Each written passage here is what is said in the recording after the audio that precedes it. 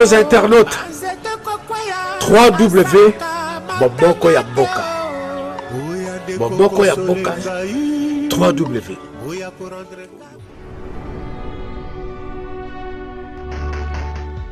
Mbote na bino basobolandaka site na bino ya Boboko ya Mboka awa tozwami bongo na croisement commerce Kasavubu musika te na popesa kaka ndenge bozomona nzela o eza kobeba me na pasi gouvernement aza koloba te loko moko te uta nzelo ebebi mbule beti esili gouvernement azobe loko te pourtant yango ezomi na centre ville toyebi te vraiment na Kinshasa soki tokoloba esusu nini po nzela nyonso kotamona na Kinshasa eza ya kobeba bongo boye na centre ville mais gouvernement azozwa ta solution te toyebi te tosala nini totika mboka po toloba nini yango totamola kina micro ya Boboko ya Mboka pona kozwa via population pamba te population sika oyo bazali kolela po bobeba nzela oyo esi erumeli solution ezali kozwa mateta tina totambusaki micro na biso ya Boboko ya Mboka pona kozwa réaction ya public wana etemi liboso mwana sima mutuka wana bomona mai ndenge zoya ya nie mbule ezobeta te ndenge tokende boye lelo na temps lelo na pokwa lobi na tongo l'air tokoya tokuta mayo plein etondi lisusu mbule ezobeta te siko mayo ezouta na maya nia donc tozokoka kopema te nde tofandi boye tozokoka kopema te nini te en tout cas gouvernement alandela penza eloko oyo eza direction ya munene euti boulevard du 30 juin ti eketi kuna gouverneur aleka awa il y a des fois tant ça comme kokima libulu oyo pona ndenge si moi boye moyen aleka a ezate en tout cas baluka solution biso tozoteka lisusu bien te po ba client bakomi ko devient nzela bakomi ko kima. Donc, baya baluka moyen, baluka solution pour na libulu boye. Toko vivre boye ti wapi. Gouvernement etelema tolingi sou boye te. Kobeba nzela oyo, eza question ya solution te. Solution eza lango. Mais suivi ndeza te. Oyi papa mbatanga kufia. Balabala na bango wana kanda ezaki ya kobeba. Maintenant papa mba kufi kanda ba bongisi yango dans 2 jours. Donc bakoki pe osala awa.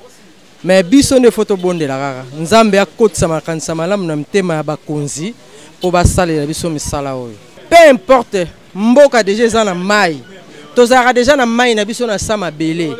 imbembe ezobimisa mai basalaka makasi bakanga mai wana po nzela ntango ezobeba ezopénaliser beaucoup de personnes pe ezobebisa mituka bato ebele alors basala makasi bakanga mai volonté eza nango mais suivi nde eleka makasi. Soto roiko le baketo critiquer misala oyo et ozala pasi mi meto encourager bango basalara misala oyo nzamba pambola makanisa malamu ekota pour misala salima. Bon merci et tant que population premièrement on a envoyé bakolobi la gouvernement parce que eloko ezo comme service gouvernement na biso lingaka eloko ekoma grave à ce moment que bakoya ko intervenir ezali be mabeta ngo ezali ke bazolingaki no eloko ebeba tant bakoya pour que bako réparer yango coût ekozala sikoyo élevé pendant que bazoko déclarer ba mbongo makamabu ezama mbongo wa soni parce que s'il faut voir même attends ba caniveau tant ba caniveau eza na ngote mais sinon selon les informations vraies que mai o wita na immeuble o eza quelque part condition ya urbanisme ezali du tout respecté te na kati ya mboko yo maintenant là c'est juste un virus pour na ba piéton bato bazolika na baza déjà une insécurité et bato o bazoko vivre awa ça pousse une odeur nauséabonde donc ils ont comment malamu te tozoluka na bakonzi oyo ba mérita ki basala eloko oyo ba kozwa le devant ya kubungisa mamu oyo parce que tous dans centre ville ça fait vraiment honte si jamais que ba étranger ba même bato baza na côté mususu mikili mususu bazoya komona boy toza na capitale et na centre ville ezo sala vraiment soni makasi. Maman merci na question o tuningai oza déjà deuxième fois na loba pona libulu o aka pona bino ba journaliste nde boleka awa libulu oyo eza mai teke eza mai ya mbula soki libulu oyo eza lelo boye eza pona mai moko ezouta na immeuble moko eza liboso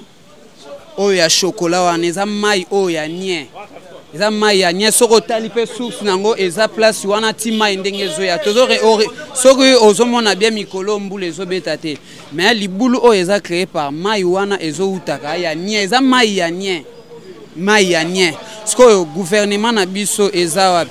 na tunaki quelque part wana babi déjà bafundi immeuble ana bato ebele mais bazo réagir te ti lelo tozomona mai ya nie wana nde ezoya kotondisa place oyo en tout cas vraiment gouvernement atala likambo po toko vivre boyete toza quand même peuple toza quand même ba population il faut to vivre bien o tozo nyata malgré musana biso eza a mais mai o tozo nyata eza mai ya nia ezo pesa biso ba microbe ba maladie ebele bele zo ba infection en plus batale la libulu o bien libulu o so ekoy munene boye eza pona immeuble wana mai na ya nia asala ko prix perdine e yaka ko bwaka mai aw so boke place ana bino mo place mutuka etelemi soki boke mutuka yango wana etemi liboso mona sima mutuka wana bomona mai ndenge zoya ya nia mbula ezobeta te ndenge tokende boye lelo na tongo lelo na pokwa lobi na tongo l'air tokoya tokuta mai au plein etondi lisusu mbula ezobeta te siko mai ezouta na mai ya nia donc tozokoka kopema te nde tofandi boye tozokoka kopema te nini te en tout cas gouvernement alandela penza eloko oyo eza direction ya munene euti boulevard du 30 juin ti eketi kuna gouverneur aleka awa il y a des fois tant moso akoma kokima libulu oyo mpona ndenge ti mwa boye moyen aleka a eza te en tout cas baluka solution biso tozoteka lisusu bien te mpo baclient bakomi kodevie nzela bakomi kokima donc baya baluka moyen baluka solution pour na libulu boye to vivre boye ti wapi gouvernement etelema to lingi su boye te bino moko bosi kolanda oyo population eteni oyo balobi biso bakasini biso tozaka wana mpona kopesa bino information ya mboka makambo nyonso etali koleka tosuki boye bakaka kolanda site ya bino ya bomoko ya mboka pamba te yango nde epesaka bino bavrai information sur mboka na biso république ya démocratie du Congo. Merci na Rami Ramazani oyo alandaki biso merci na baoyo nyonso balandaka biso uta londres afimbaki Merveille Ntingi pe Solange Ntingi tosuki awa internautes www.boboko ya mboka boboko ya mboka www